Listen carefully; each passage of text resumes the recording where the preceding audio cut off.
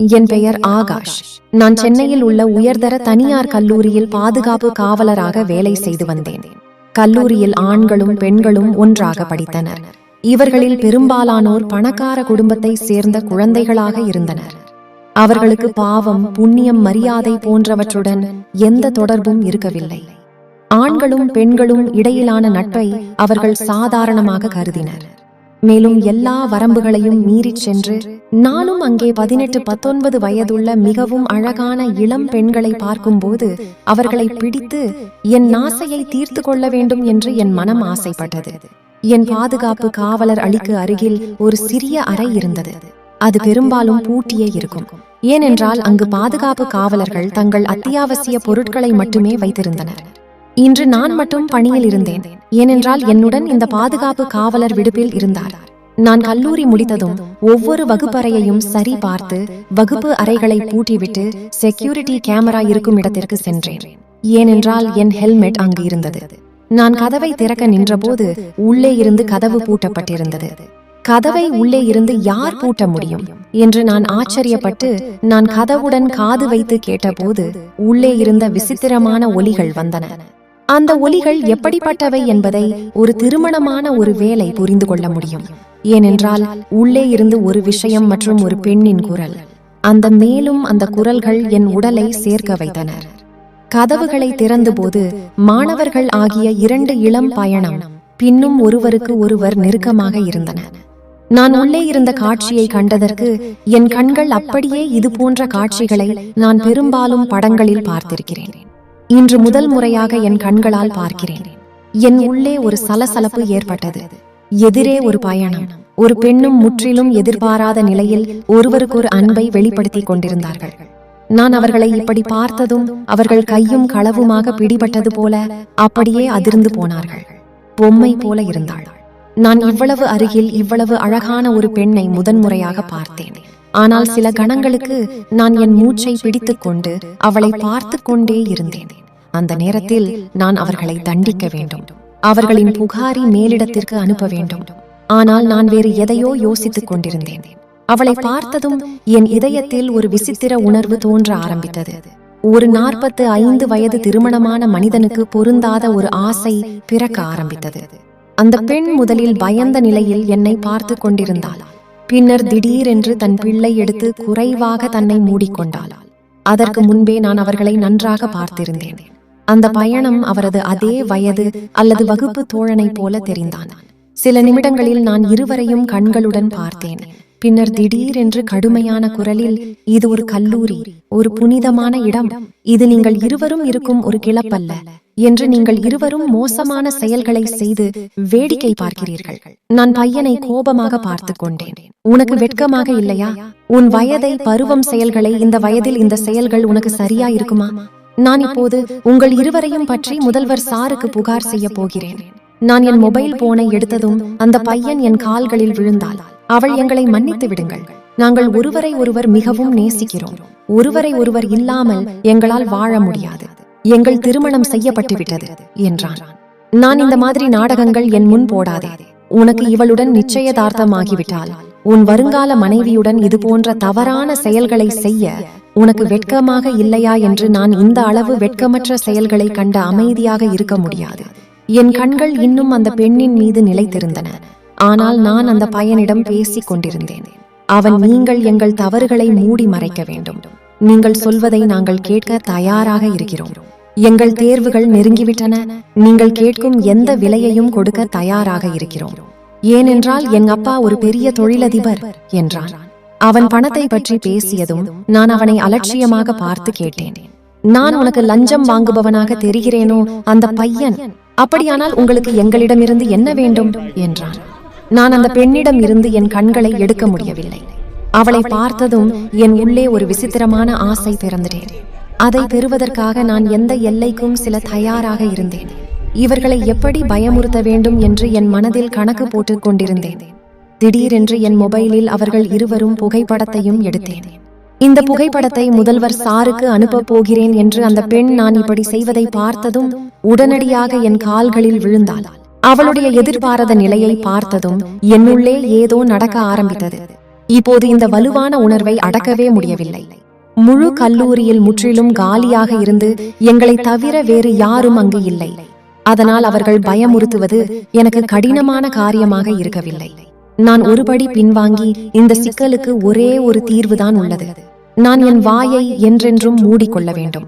உங்கள் இருவரின் வாழ்க்கையும் அழிந்து போவதில் இருந்து காப்பாற்றப்பட வேண்டும் என்று அவர்கள் இருவரும் நம்பிக்கை நிறைந்த கண்களுடன் என்னை பார்த்து, நீங்கள் என்ன நிபந்தனை வைத்தாலும் அதை ஏற்க நாங்கள் தயாராக இருக்கிறோம். ஆனால் முதல்வரிடம் எங்கள் புகாரை சொல்லாதீர்கள் என்றனர். நான், நீ இந்த பெண்ணுடன் என்ன செய்து கொண்டிருந்தாய்? பிறையை நானும் செய்ய விரும்புகிறேன். அதனால் நீ அறையை விட்டு வெளியே செல் என்றேன். என் பேச்சை கேட்டதும் பயிரை முகம் கோபத்தால் சிவந்து விட்டது. அவன் கோபத்துடன், கிழவா, உனக்கு வெட்கமாக இல்லையா? உன் வயதை பார், உன் செயல்களை பார் என்றால் நான் வெட்கத்தை பற்றி நீ என்னிடம் பேசாதே. ஏனென்றால் உன் வெட்கத்தை நான் என் கண்களால் பார்த்தேன். இவளுடன் எல்லாவற்றையும் செய்ய முடிந்தால் என்னிடம் செய்ய என்ன தவறு இருக்கிறது என்றேன். என் பேச்சை கேட்டதும் பையன் உடனடியாக அந்த பெண்ணின் முன் ஒரு கேடயம் போல நின்றான். அவன், உனக்கு வெட்கமாக இருக்க வேண்டும். நீ ஒரு திருமணமான ஆண்.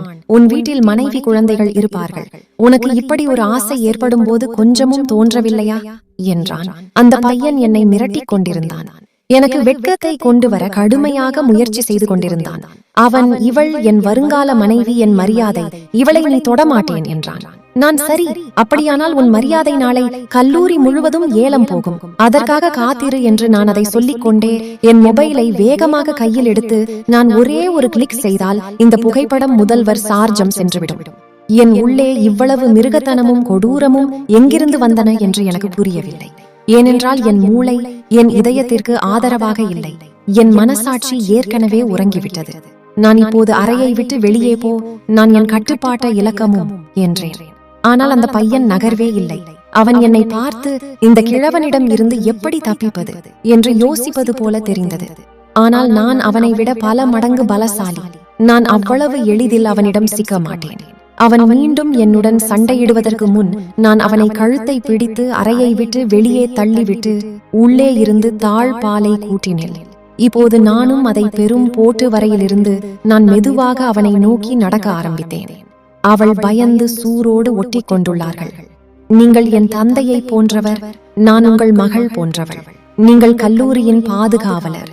ஒரு பாதுகாவலனின் கடமை எங்கள் கடமைகளை, உயிரையும் மரியாதையையும் பாதுகாப்பது. நீங்கள் எங்கள் மரியாதை இழந்துவிட ஆரம்பித்தால் நான் எனக்கு நீதி கதைகள் சொல்லாதே. உன் வாயிலிருந்து இது போன்ற வார்த்தைகள் நன்றாக இல்லை. என் நேரத்தை, உன் நேரத்தையும் வீணாக்காதே என்று அவள் கைகளை கூப்பி என் முன் நின்று, உங்கள் வீட்டிலும் ஒரு மகள் இருப்பாள். என் அளவுக்கு பெரியவளாக இருக்க மாட்டார், ஆனால் இருப்பாள் அல்லவா? அவளுக்காகவாவது என்னை மன்னித்து விடுங்கள். என் வாழ்க்கை வீணாகிவிடும், என் எதிர்காலம் அழிந்துவிடும் என்றால் நான் குற்றம் என்பது குற்றம்தான். யாருடன் செய்தாலும் அதன் தீவிரம் குறையாது. உன்னை போன்ற ஒரு பெண் இது போன்ற விஷயங்களை பேசுவது நன்றாக இல்லை என்றேன். நான் முழுவதுமாக ஒரு மிருகமாக மாறிவிட்டேன். பையன் வெளியே நின்று கதவை தட்டி கொண்டிருந்தான். கோபத்தில் அவன் என்ன செய்ய வேண்டும் என்று அவனுக்கே தெரியவில்லை. ஆனால் அவன் ஒரு பலவீனமான பையன். 18-19 வயதுதான் இருக்கும். அதனால் நான் அவர்களின் பலவீனத்தை நன்கு பயன்படுத்திக் கொண்டேன். இந்த நேரத்தில் எனக்கு என் வீட்டில் ஒரு கர்ப்பிணி மனைவி இருக்கிறாள் மற்றும் ஒரு சிறிய 10 வயது மகள் இருக்கிறாள் என்பது சுத்தமாக நினைவில் இல்லை. இந்த குற்றம் அருளை பாதிக்கும் என்று. ஆனால் ஒரு மனிதன் குற்றம் செய்ய முடிவு செய்தால் அனைத்து எண்ணங்களும் மனதில் இருந்து மறைந்துவிடும். எனக்கும் அதுதான் நடந்தது. நான் எல்லா எல்லைகளையும் மறந்துவிட்டேன். நான் ஒரு 45 வயது வலிமையான மற்றும் சக்தி வாய்ந்த ஆண். என் உடம்பு உடற்பயிற்சி செய்வதால் இன்னும் இளமையாக இருந்தது. எப்படி இருந்தாலும் என் மனைவி கர்ப்பமாக இருந்தால் நான் நீண்ட காலமாக இந்த ஆசைக்காக இயங்கிக் கொண்டிருந்தேன். அதனால் இவ்வளவு அழகான இளம் பெண்ணை என் முன் கண்டதும் உண்மை மற்றும் மனித நேயத்தின் மீதான என் கண்கள் அப்பாட்டமாக விலகின. என் மூளையின் மிருகத்தனத்தின் சாத்தான் முழுமையாக அதிகம் செலுத்தியது. கர்ப்பிணி பெண்ணின் கணவனுக்கும் 10 வயது மகளின் தந்தைக்கும் ஒருபோதும் பொருந்தாத அனைத்தையும் நான் செய்தேன். தற்காலிகமாக இந்த விளைவுகளை பற்றி நான் சிந்திக்க வேண்டியதில்லை. இவ்வளவு காலத்திற்கு பிறகு என் உடல் அடைந்த இந்த இன்பத்தை நான் உணர வேண்டும்.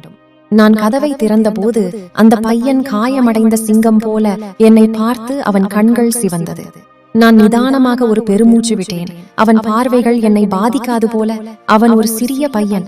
நான் அவனை மிகவும் அச்சுறுத்தலாம்.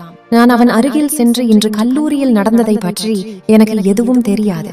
உள்ளே உன் காதலியும் உனக்காக காத்திருக்கிறாள். எங்கிருந்து அழைத்து செல்.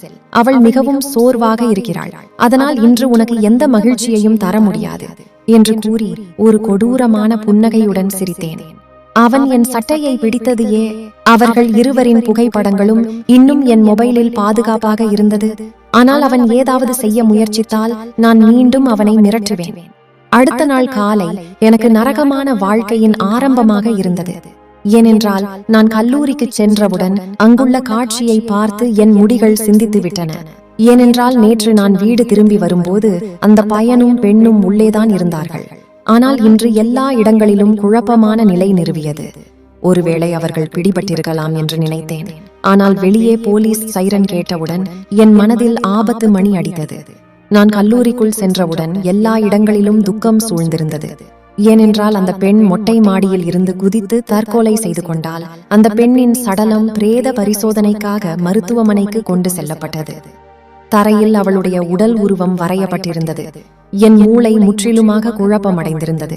என் குற்றத்தின் தீவிரத்தை நான் முதன்முறையாக உணர்ந்தேன். ஆனால் இப்போது நிலைமை கைமீறிவிட்டு கல்லூரி முதல்வர் என்னை அழைத்த போது நான் மிகுந்த பயத்துடன் உள்ளே நுழைந்தேன். என் முகம் எதிரி போயிருந்தது. என் குற்றத்தை பற்றி அவர்களுக்கு தெரிந்துவிடுமோ என்று பயணி, கல்லூரி முதல்வர், நீ இங்கிருந்து சென்றபோது அந்த பெண் கல்லூரியில் இருந்தாளா என்று கேட்டார். நான் கல்லூரியை நன்றாக ஆய்வு செய்தேன் சார். எல்லாவற்றையும் சரிபார்த்துவிட்டு தான் வீட்டிற்கு சென்றேன். ஆனால் அந்த பெண் எங்கும் இல்லை. ஒருவேளை அவள் எங்காவது ஒளிந்து இருந்தால் நான் வெளியேறுவதற்காக காத்திருந்தாள் என்று கூறினேன். என் வார்த்தைகளை கேட்டு கல்லூரி முதல்வர் மிகவும் யோசித்தார். நான் அவரது அலுவலகத்தில் இருந்து வெளியே வந்தேன். பிரேத பரிசோதனை அறிக்கை வந்தவுடன் எனக்கு தெரியும் என்ற அவசியம் வெளிவந்துவிடும். நான் வேறு எதையும் செய்வதற்கு முன் நான் வீட்டிற்கு சென்று விட்டேன். வீட்டிற்கு சென்ற பிறகு நான் பார்த்த காட்சி என் வேதனையையும் துன்பத்தையும் பல மடங்கு அதிகரித்தது. என் மனைவி அலறிக் கொண்டிருந்தாள். அவள், நான் நம் குழந்தையை பள்ளியில் விட்டுவிட்டு வந்தேன். பள்ளியில் இருந்து அழைத்துச் செல்ல சென்றபோது பாதுகாவலர் ஒரு பையன் அவளை அங்கிருந்து முன்பே அழைத்துச் சென்று விட்டான் என்று சொன்னார். அந்த பையன் தன் உறவினர் என்றும் அவன் என்று அவளை அழைத்துச் செல்ல வருவான் என்றும் அவன் கூறினான். என் தலையில் ஒரு குண்டு விழுந்தது போல் இருந்தது. அந்த பையனின் அச்சுறுத்தல் எனக்கு உடனே நினைவுக்கு வந்தது. அது திடீரென்று ஒரு பயங்கரமான யதார்த்தமாக என் முன் வந்து நின்றது. நான் உடனே தரையில் விழுந்து என் தலையை பிடித்துக் கொண்டேன். என் வேதனையையும் அமைதியின்மையும் தாங்க முடியாததாக இருந்தது. என் மனைவி, போய் என் மகளை அழைத்து வா, இல்லை என்றால் நான் இறந்து விடுவேன் என்று சொல்ல ஆரம்பித்தால் அவள் என் முன் கைகூப்பி அழுதாள். நான் தேம்பி தேம்பி அழுதேன். நான் ஒரு பெரிய தவறு செய்துவிட்டேன். இந்த தவறுக்கு என் மகள் தண்டிக்கப்படுவாள் என்று எனக்கு தெரியாது என்று நான் பைத்தியக்காரனை போல பேசிக் கொண்டிருந்தேன். நான் என் மனைவியிடம் இந்த உண்மையை ஒருபோதும் வெளிப்படுத்த விரும்பவில்லை. ஏனென்றால் எந்த ஒரு ஆணும் வேறு ஒரு பெண்ணுடன் செய்த குற்றத்தை தவறுதலாகவும் தன் மனைவியிடம் சொல்ல முடியாது. ஆனால் இந்த நேரத்தில் நான் எந்த உணர்ச்சி பூர்வமான தருணத்தில் இருந்தேன் என்று தெரியவில்லை. என் இதயம் வெடித்துவிட்ட நிலையில் இருந்தது. இந்த நேரத்தில் நான் என் குற்றத்தை ஒப்புக்கொள்ளவிட்டால் என் துக்கம் உள்ளுக்குள்ளேயே என்னை கொன்றிருக்கும். என் மனைவி இதையெல்லாம் கேட்டபோது அவள் சில வினாடிகள் அதிர்ச்சி அடைந்த கண்களுடன் என்னை பார்த்தாள். பிறகு அவள் என் சட்டையை பிடித்து, வெப்பம் கெட்டவனை, உனக்குள் ஒரு மிருகமும் ஆகிறதா என்று எனக்கு இதுவரை தெரியவில்லை. உனக்கு வெட்கமாக இல்லையா? நீ 10 வயது மகளின் தந்தை. உன் மனைவி மீண்டும் தாயாக போகிறார். நீ சற்றும் சிந்திக்கவில்லையா? ஒரு பெண்ணின் மரியாதை அளித்து விட்டாயே. என் மகளுக்காக ஏதாவது நடந்தால் நான் உன்னை ஒருபோதும் மன்னிக்க மாட்டேன். நான் உன்னை போலீஸ் ஒப்படைப்பேன். உன்னை தூக்கிலிடுவேன். அந்த பையன் யார்? அவன் எங்கிருந்து வருகிறான் என்று என்னிடம் சொல். நான் அவன் வீட்டிற்கு செல்வேன். அவன் காலில் விழுவேன். ஒரு குற்றவாளியின் குற்றத்திற்கு என் அப்பாவி குழந்தையை தண்டிக்க வேண்டாம் என்று கெஞ்சுவேன் என்று கூறினாள். நான் அந்த பையனை பற்றி எனக்கு தெரியாது. ஆனால் நான் கல்லூரி விசாரித்து வருகிறேன்.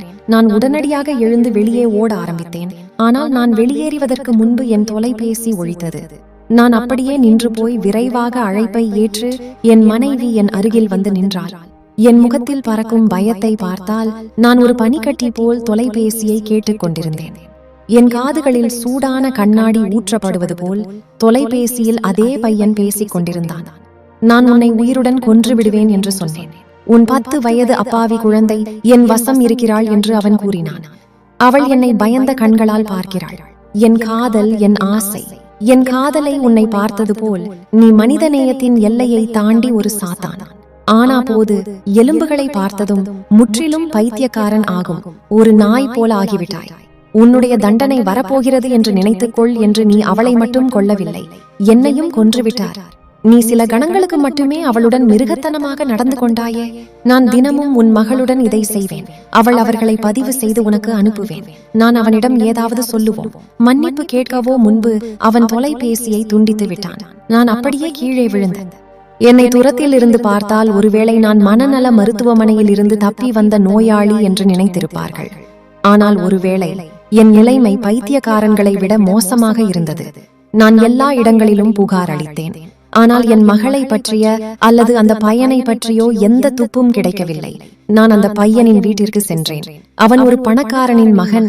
ஆனால் அங்கிருந்து நான் வெளியே தள்ளப்பட்டேன். நான் வீட்டிற்கு சென்ற போது என் மனைவி அங்கு இல்லை.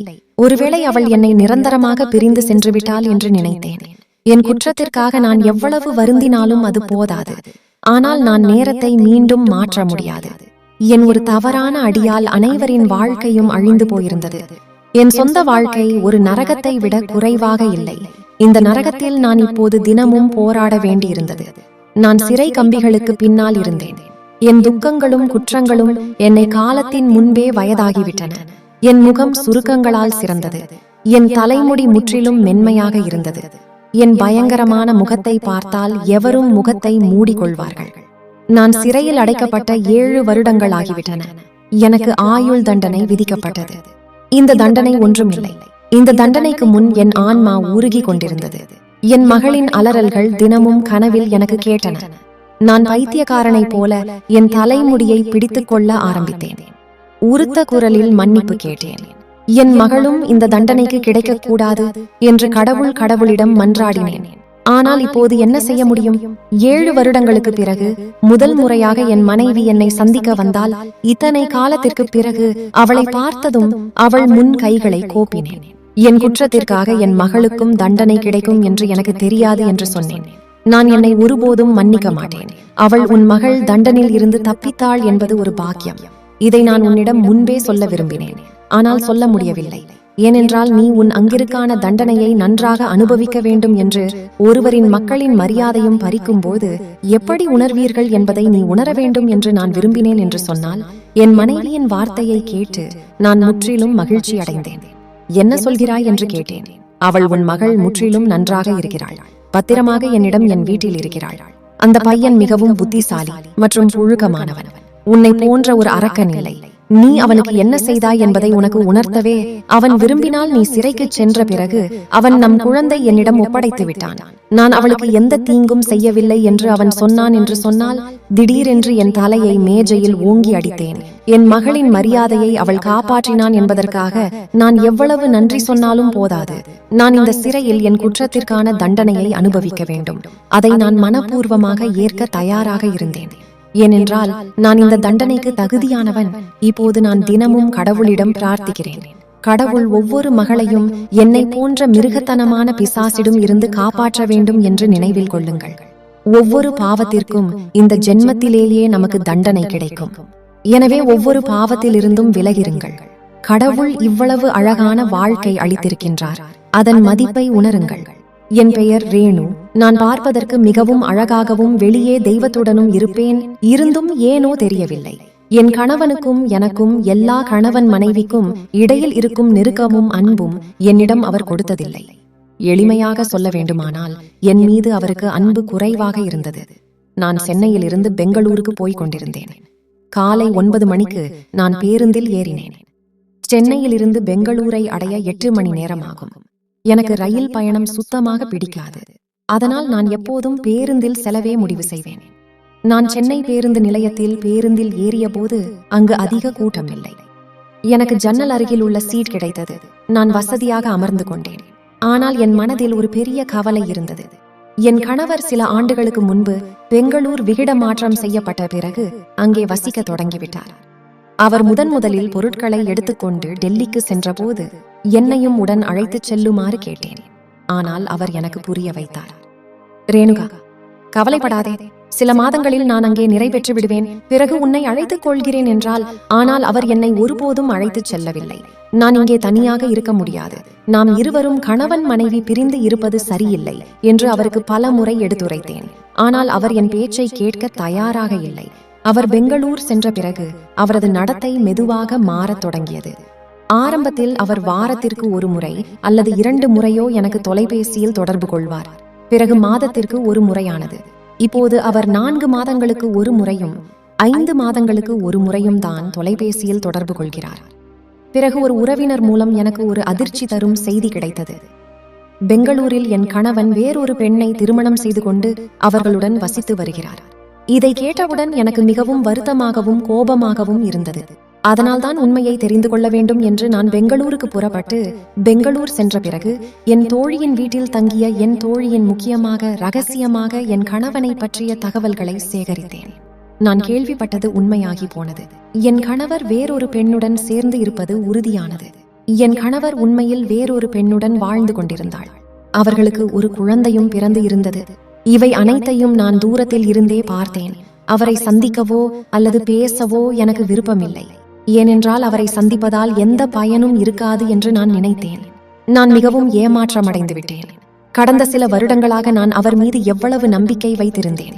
ஒரு நாள் அவர் என்னை தன்னுடன் அழைத்துச் செல்வார் என்ற நம்பிக்கையில் அவருடைய நினைவுகளில் என் வாழ்க்கையை கழித்தேன். இந்த நம்பிக்கையில் நான் எத்தனை வருடங்களை கழித்தேன். ஆனால் அவர் எனக்கு செய்த துரோகத்தை பார்த்தபோது என் இதயத்தில் ஒரு பெரிய காயம் ஏற்பட்டது. அதனால் நான் மீண்டும் சென்னைக்கு கிளம்ப பேருந்தில் ஏறினேன். நான் என் இருக்கையில் தனியாக வந்திருந்தேன். என் இருக்கை 2 பேருக்கானது. ஆனால் பேருந்தில் அதிகம் இடம் இருந்ததால் சிறிது நேரத்திற்கு என் இருக்கை காலியாக இருந்தது. அடுத்த ஒரு நிலையத்தில் பேருந்து நின்றது. சில பயணிகள் ஏறினார். அவர்களின் ஒரு மனிதர் என் அருகில் வந்து அமர்ந்து கொண்டார். பேருந்தில் அமர்ந்தபடி அதிக நேரம் கலந்துவிட்டதால் எனக்கு சோர்வாக இருந்தது.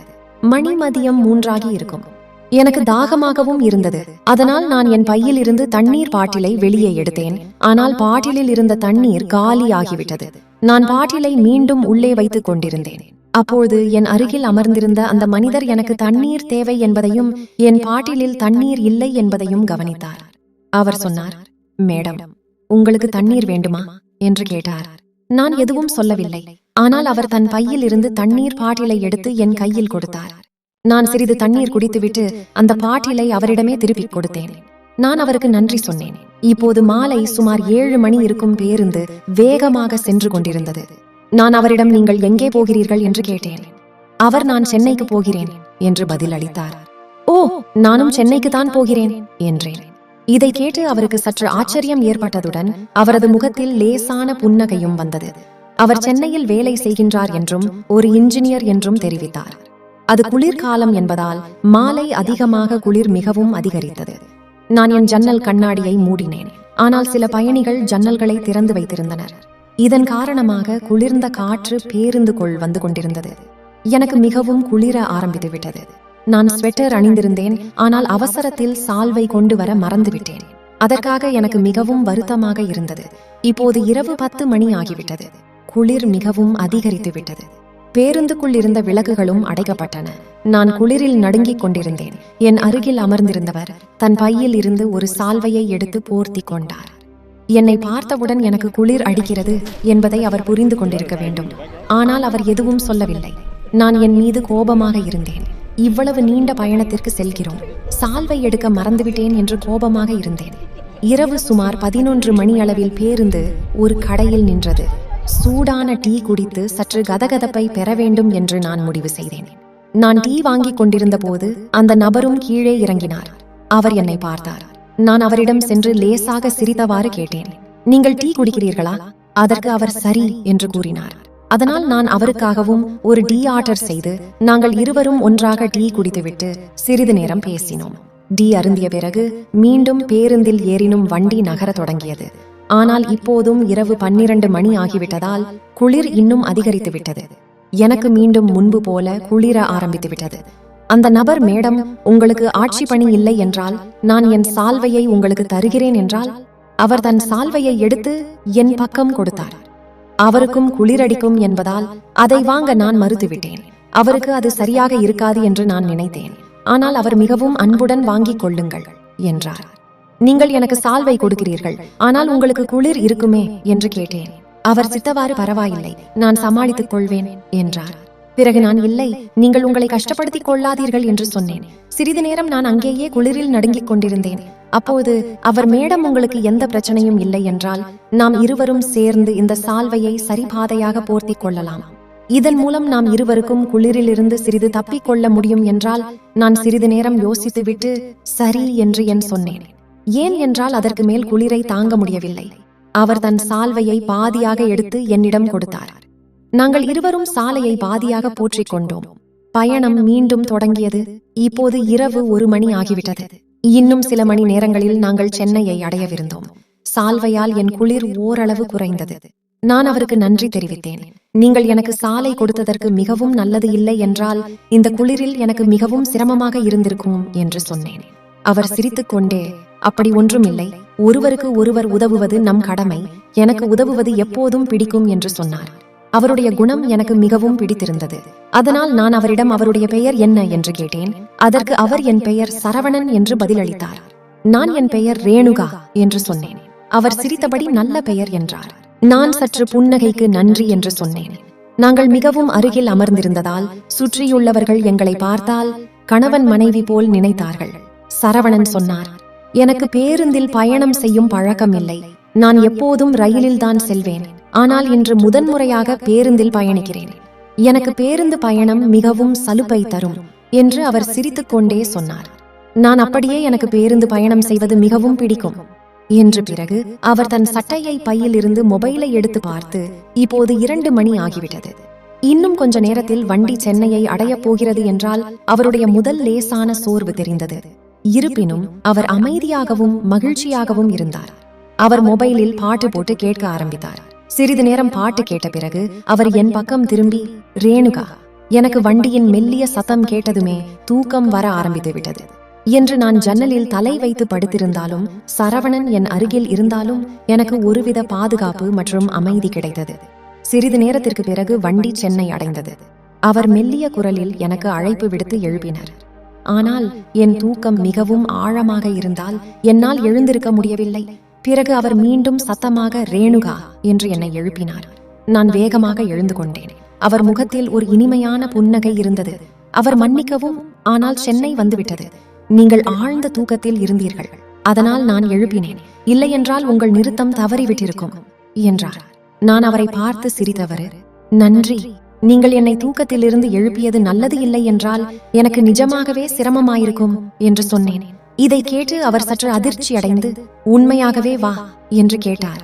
நான் ஆமாம், நான் இங்குதான் இறங்க வேண்டும் என்று சொன்னேன். இதை கேட்ட அவர் சற்று அதிர்ச்சி அடைந்து, உண்மையிலேயே என்று கேட்டார். நான் சிரித்தபடி பதில் அளித்தேன். ஆமா, உன் உண்மையில்தான், எனக்கும் அங்கேதான் இறங்க வேண்டும் என்றார். இப்போது எனக்கும் எங்கள் பயணம் எப்படி ஒரே மாதிரியாக இருந்தது என்று சற்று விசித்திரமாக இருந்தது. சுமார் இரவு 4 மணி அளவில் பேருந்து நாங்கள் இறங்க வேண்டிய நிறுத்தத்தில் நின்றது.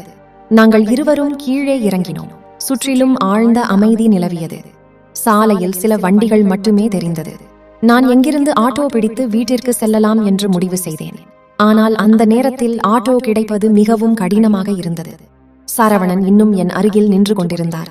நான், நீங்கள் எங்கே போக வேண்டும், உங்கள் குடியிருப்பு எது என்று கேட்டேன். அவர், இல்லை, என் வீடு இங்கிருந்து அருகில்தான் உள்ளது. ஆட்டோ கிடைக்கும் வரை நான் உங்களுடன் தங்கியிருக்கிறேன், அவ்வளவுதான் என்று பதிலளித்தார். அவருடைய இந்த செயல் அவர் மீது எனக்கு பெரும் மரியாதையை அதிகரித்தது. நான் அவரை பார்த்து புன்னகைத்தவரே நன்றி என்று சொன்னேன். இப்போது கிட்டத்தட்ட 4:30 மணி ஆகிவிட்டது. ஆட்டோவும் கிடைக்கவில்லை, வேறு வாகனமும் கிடைக்கவில்லை. பிறகு அவரா, ரேணுகா, உங்களுக்கு எந்த பிரச்சனையும் இல்லை என்றால் நீங்கள் என் வீட்டிற்கு வருகிறீர்களா என்று கேட்டார். என் வீடு இங்கு அருகில்தான் உள்ளது. மேலும் இரவு நேரம் அதிகமாகிவிட்டது. இங்கு அதிக நேரம் தங்குவது எனக்கு பாதுகாப்பாக தெரியவில்லை என்று சொன்னார். நான் சிறிது நேரம் யோசித்தேன். அவர் சொல்வதும் சரியாகவும் பட்டது. மேலும் அவருடைய நடத்தையும் மிகவும் நன்றாக இருந்தது. அவர் மீது நம்பிக்கை வைத்து சரி போகலாம் என்று சொன்னேன். நாங்கள் இருவரும் அவரவர் கைகளை எடுத்துக்கொண்டு நடக்கத் தொடங்கினோம். பாதையின் அமைதியில் நாங்கள் இருவரும் அதிகமாக பேசவில்லை. ஆனால் அவருடன் நடந்து சென்றதில் எனக்கு நிம்மதி கிடைத்தது. சிறிதேனும் நடந்த பிறகு நாங்கள் ஒரு சாதாரண வீட்டின் முன் சென்றடைந்தோம். அவர் தன் சட்டை பையில் இருந்து சாவே எடுத்து கதவை திறந்து உள்ளே சென்றார். அவருடைய வீடு பெரிதாக இல்லை, ஆனால் 2 அறைகள் கொண்ட சிறிய சுத்தமான வீடாக இருந்தது. அவர் ரேணுகா, என் வீட்டிற்கு உங்களை வரவேற்கிறேன் என்றார். நான் சற்று புன்னகையுடன் நன்றி என்று உள்ளே சென்றேன். அவர், நான் இங்கு மிக குறைவான நேரமே தங்குவேன். என் வேலையை பெங்களூருவில் தான் அதிகமாக இருக்கும். அதனால் சில நாட்கள் பெங்களூரிலும் சில நாட்கள் இங்கேயும் இருப்பேன் என்று தெரிவித்தார். நான், சரவணன், உங்கள் வீடு மிகவும் நன்றாக இருக்கிறது என்று சொன்னேன். அவர் நன்றி என்றார். ரேணுகா, நீங்கள் படுக்கையில் படித்து கேட்கொள்ளுங்கள், நான் சோஃபாவில் படுத்துக் கொள்கிறேன் என்று நான் உடனே, இல்லை இல்லை, நீங்கள் படுக்கையில் படுத்துக் கொள்ளுங்கள், நான் படித்துக் கொள்கிறேன் என்று அவர் உறுதியாக, அது நடக்காது. நீங்கள் என் வீட்டிற்கு வந்த விருந்தாளி என்ற நான் தோல்வியை ஒப்புக்கொண்ட நீங்கள் படுக்கையில் படுக்கவில்லை என்றால் எனக்கு நன்றாக இருக்காது என்று சொன்னேன். சரவணன் என்னை அவர் சொன்னதை ஏற்றுக்கொள்ளும்படி செய்தால் நாங்கள் இருவரும் அவரவர் இடத்தில் தூங்கினோம். பயணத்தின் சோர்வு காரணமாக எனக்கு விரைவில் தூக்கம் வந்துவிட்டது. அந்த இரவின் பேச்சுகளும் அவருடைய பண்பான குணமும் என் மனதின் மீது ஒரு தனிப்பட்ட அன்பை ஏற்படுத்தியிருந்தது. நான் கண்விழித்த போது சுற்றிலும் பார்த்தேன். எதிரே சுவரில் ஒரு கடிகாரம் தொங்கிக் கொண்டிருந்தது. நேரம் காலை 9 மணி ஆகிறது. சரவணன் எழுந்து வீட்டில் சில சுத்தம் செய்யும் வேலைகளை செய்து கொண்டிருப்பதை கண்டேன். வீட்டில் லேசான அழுக்கு இருந்தது. அதை அவர் சுத்தம் செய்து கொண்டிருந்தார். அவர் என்னை பார்த்து குட் மார்னிங் சொல்லி குளியல் அறையை நோக்கி செய்ய காட்டினார். ஆனால் குளியல் அறைக்கு சென்று நங்கை கோல்கிட்டு வைக்கப்பட்டிருந்தது. எடுத்து பிரஷ் செய்து நான் புத்துணர்ச்சியுடன் வெளியே வந்தபோது அவர் என்னை பார்த்து சிரித்தவாறு, ரேணுகா, நீங்கள் டீ குடிப்பீங்களா அல்லது காஃபி குடிப்பீங்களா என்று கேட்டார். நான் டீ குடிப்பேன் என்று சொன்னேன். உடனடியாக ஒரு அருமையான டீ தயாரித்தார். உண்மையில் அந்த டீ மிகவும் நன்றாக இருந்தது. நான் டிவி மிகவும் நன்றாக இருக்கிறது என்று சொன்னேன். பிறகு நான் சொல்ல வேண்டும், நேற்று இரவு உங்கள் வீட்டில் எனக்கு தங்க இடம் அளித்ததற்கு மிகவும் நன்றி சரவணன் என்று சொன்னேன். அவர் சிரித்தவாறு, அப்படி ஒன்றும் இல்லை, நீங்கள் இங்கு தங்கியது எனக்கு மகிழ்ச்சி என்றால் நான் அவருக்கு மீண்டும் நன்றி தெரிவித்தேன். நான் புறப்பட தயாராகிக் கொண்டிருந்த போது, நான் விதி இருந்தால் நாம் மீண்டும் கண்டிப்பாக சந்திப்போம் என்று சொன்னேன். அவர் சிரித்துக்கொண்டே, ஆமாம், நிச்சயமாக என்றார். நான், எனக்கு உங்கள் நம்பர் கிடைக்குமா என்று கேட்க ஆரம்பித்தேன். அவர் நிச்சயமாக என்றார். அவர் எனக்கு நம்பரை கொடுத்தார். எனக்கு அவர் மீது ஒரு வித்தியாசமான அன்பு உருவாக ஆரம்பித்தது. என் கணவரை தவிர வேறு எந்த ஆணுக்காகவும் நான் என் மனதில் இடம் கொடுத்ததில்லை. ஆனால் சரவணன் எனக்கு கொடுத்த அன்பால் என் மனதில் அவருக்கென்று ஒரு இடம் கொடுத்தேன். நான் 2 நாட்களுக்கு பிறகு சரவணனுக்கு தொலைபேசியில் தொடர்பு கொண்டேன். அவரிடம் எங்கே இருக்கிறீர்கள் என்று கேட்டேன். அவர், நான் இன்று வீட்டில்தான் இருக்கிறேன், ஓய்வெடுத்துக் கொண்டிருக்கிறேன். என்ன என்று கேட்டார். நான், ஒன்றுமில்லை, உங்கள் நினைவு வந்தது, தொலைபேசியில் தொடர்பு கொள்ளலாம் என்று தொடர்பு கொண்டேன் என்று கூறினேன். அவர் சிரித்துக்கொண்டே, சரி, பிறகு சந்திப்போம் என்றால் நான் என் வீட்டின் அருகில் உள்ள பூங்காவில் சந்திப்பதற்கு திட்டமிட்டு அங்கே சரவணன் வரச் சொன்னேன். நான் குறித்த நேரத்திற்கு சற்று முன்னதாகவே பூங்காவை அடைந்தேன். சிறிது நேரம் கழித்து சரவணன் வந்தார். அவரை கண்டதும் என் இதயம் சற்று துடிக்க ஆரம்பித்தது. ஏனெனில் அவர் பார்ப்பதற்கு மிகவும் அழகாக இருந்தது. அவர் சிரித்தவாறு, எப்படி இருக்கிறீர்கள் என்று கேட்டார். நான் சிரித்துக்கொண்டே, நீங்கள் மிகவும் அழகாக இருக்கிறீர்கள் என்று சொன்னேன்.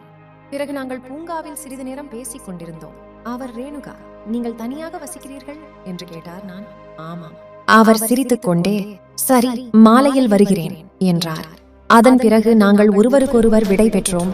மாலை 7 மணிக்கு நான் அவருக்கு தொலைபேசியில் தொடர்பு கொண்டேன். சரவணன், நீங்கள் வருகிறீர்களா என்று கேட்டேன். அவர், ஆமாம், நான் நிச்சயமாக வருகிறேன் என்றார். சரவணன் என் வீட்டிற்கு வந்தார். நான் அவரை வரவேற்றேன். மேலும் ஏற்கனவே சமைத்து விட்டதாக தெரிவித்தேன். பிறகு நாங்கள் இருவரும் சேர்ந்து சாப்பிட ஆரம்பித்தோம். சாப்பிட்ட பிறகு நாங்கள் சோஃபாவில் அமர்ந்து பேசிக் கொண்டிருந்தோம். திடீரென்று சரவணன், நீங்கள் இந்த சேலையில் மிக அழகாக இருக்கிறீர்கள். அவருடைய இந்த பாராட்டை கேட்டு நான் சிரித்தேன். ஓ, உண்மையிலேயே வா என்று கேட்டேன். பிறகு உரையாடலின் போது நான் என் மொபைலை எடுத்து சரவணனிடம், எனக்கு மொபைலில் போன் வந்தால் சரியாக சத்தம் கேட்கவில்லை, என் போனில் ஏதோ பிரச்சனை என்று சொன்னேன். அவர், போனை என்னிடம் கூறுங்கள், நான் சரி செய்து கொடுக்கிறேன் என்றார். அவர் செல்போனில் சில நொடிகளில் சரி செய்துவிட்டால் இது எனக்கு மிகவும் ஆச்சரியமாக இருந்தது. நாங்கள் ஒருவருக்கு ஒருவர் மிகவும் அருகில் அமர்ந்திருந்தோம். சரவணன் சொன்னார், ரேணுகா, அன்று நீ என்னுடன் பயணம் செய்த போது எனக்கு மிகவும் பிடித்திருந்தது என்றால் நான் எனக்கு அவரை பற்றி தெரிந்தவரை அவருடைய குணமும் அன்பும் என்னை அவர் பக்கம் கொண்டு சென்றது. சிறிது நேரம் கழித்து நான் அவருடைய கண்களில் ஒரு விசித்திரமான தயக்கத்தையும் கவலையையும் நான் கவனித்தேன். சரவணன் சொன்னார், ரேணுகா, எனக்கு உங்களை முகம் பிடித்துள்ளது என்று சொன்னார்.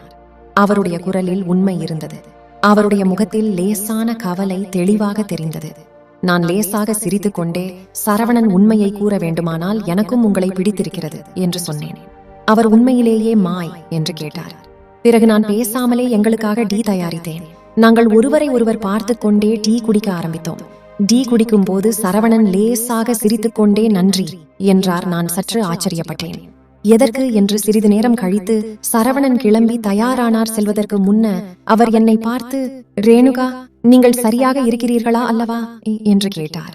நான் ஆமாம் என்று தலையை செய்தேன். ஆனால் அவர் சென்ற பிறகு என் மனதில் பல எண்ணங்கள் வர ஆரம்பித்தது. சரவணன் என் அன்பு அக்கறையும் என் மனதில் அவருக்காக ஒரு தனி இடத்தை கொடுத்திருந்தது. அவர் ஒருபோதும் எனக்கு துரோகம் செய்ய மாட்டார் என்று நான் நம்பினேன்.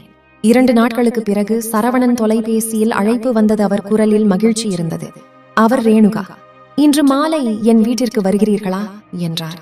எனக்கு நாளை விடுமுறை, நாம் நிதானமாக பேசலாம், சாப்பிடலாம் என்றார். அவருடைய இந்த பேச்சு என்னை சிறிது நேரம் யோசித்து செய்துவிட்டது. ஆனால் என் மனதில் இருப்பதை சொல்வதற்கு இன்று ஒரு வாய்ப்பு கிடைத்திருக்கிறது என்று நான் முடிவு செய்து, அவர் என்னுடைய வாழ தயாராக இருக்கிறாரா என்று அவரிடம் கேட்க வேண்டியது. மாலையில் நாங்கள் சந்திக்க விருந்தோ. அந்த நேரத்தில் சரவணனிடம் திருமணத்தை பற்றி பேச போகிறேன். இது எனக்கு மிகவும் முக்கியமானது. ஏனென்றால் அவருடைய பதிலை பொறுத்து என் வாழ்க்கையின் அடுத்த பயணம் அமைய இருந்தது. அவருடைய உண்மையான எண்ணத்தை நான் தெரிந்து கொள்ள வேண்டும் என்பதற்காக நான் இந்த கேள்வியை அவரிடம் எளிதாக கேட்க வேண்டும் என்று முடிவு செய்தேன். மறுநாள் நான் சரவணன் வீட்டிற்கு சென்ற பிறகு எந்த தயக்கமும் இன்றி, சரவணன், நான் உங்களை காதலிக்கிறேன், உங்களை திருமணம் செய்ய விரும்புகிறேன், உங்களுக்கு சம்பந்தமா என்று கேட்டேன். அதற்கு சரவணன், ரேணுகா, எனக்கும் உன்னை ரொம்ப பிடிக்கும், எனக்கு உன்னை திருமணம் செய்ய முழு சம்மதம் என்றார். அதன் பிறகு நாங்கள் நீதிமன்றத்திற்கு சென்று என் கணவருக்கும் எனக்கும் விவாகரத்து வாங்கிவிட்டு என்னை உண்மையாக நேசித்த சரவணன் திருமணம் செய்து கொண்டேன். இப்பொழுது எங்கள் வாழ்க்கை மிகவும் சந்தோஷமாக இருக்கிறது. இப்போது எங்களுக்கு ஒரு மகன் பிறந்துள்ளான்.